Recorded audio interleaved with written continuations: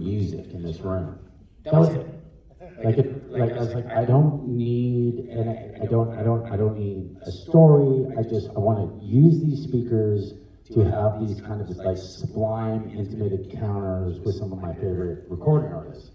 And initially there was just going to be 40 minutes because it's you know, without a story, how long can you go? And so that was my pitch. That was it. There was nothing else to the pitch.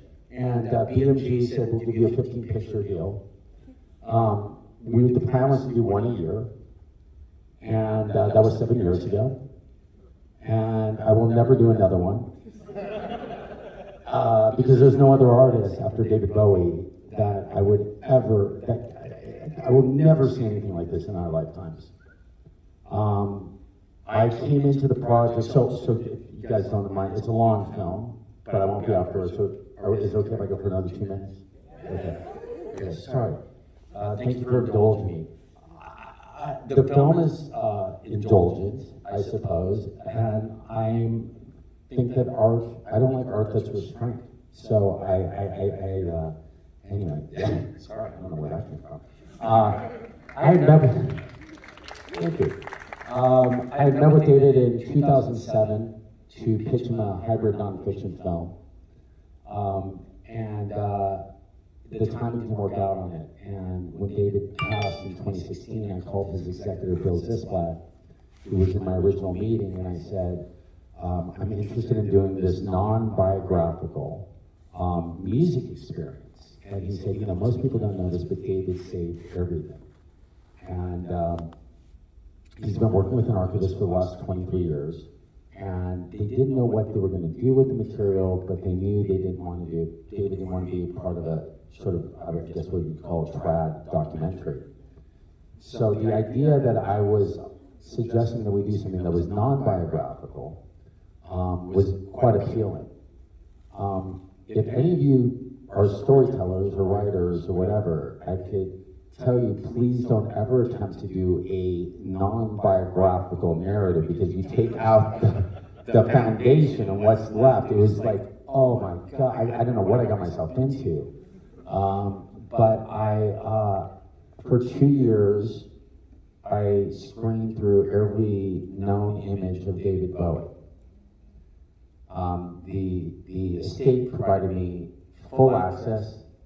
In fact, the only instruction I got was, David's not here to authorize the film or approve it, so you have to make it your own.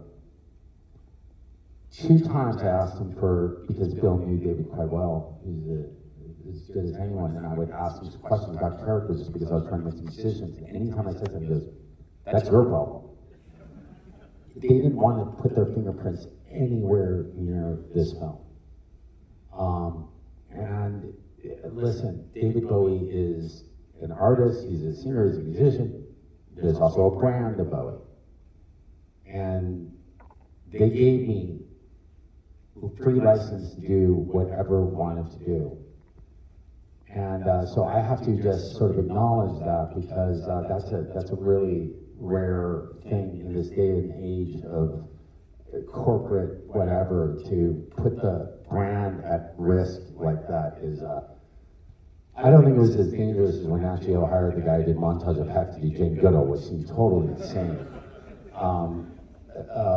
But anyway, I started from there.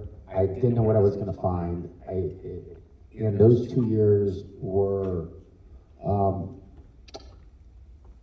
if this seems watered down to anyone, I have to apologize, because this is what I saw.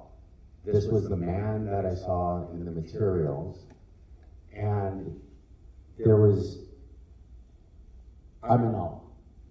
I am in absolute awe. It was like seeing, we say that David's otherworldly, but when you look at every frame for 2 years of someone, and they are present for every moment, it was one of the most inspiring and illuminating experiences I'll have, and I hope that's in the screen and that connects with you.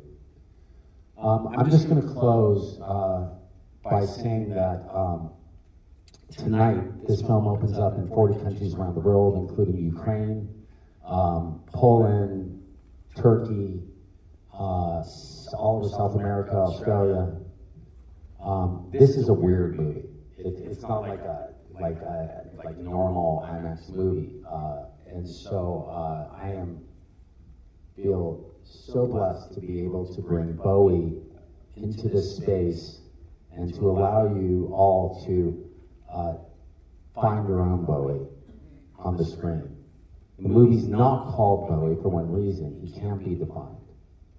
He can be experienced.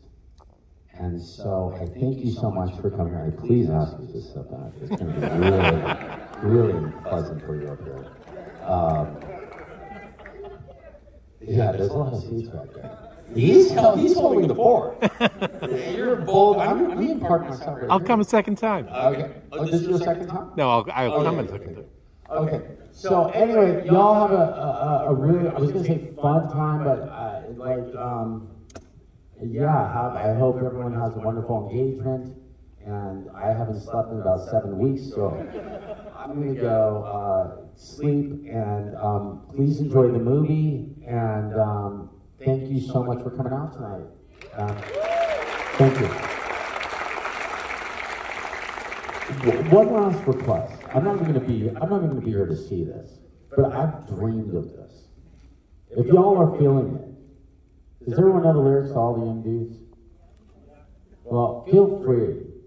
When it comes on, y'all just have some fun with it.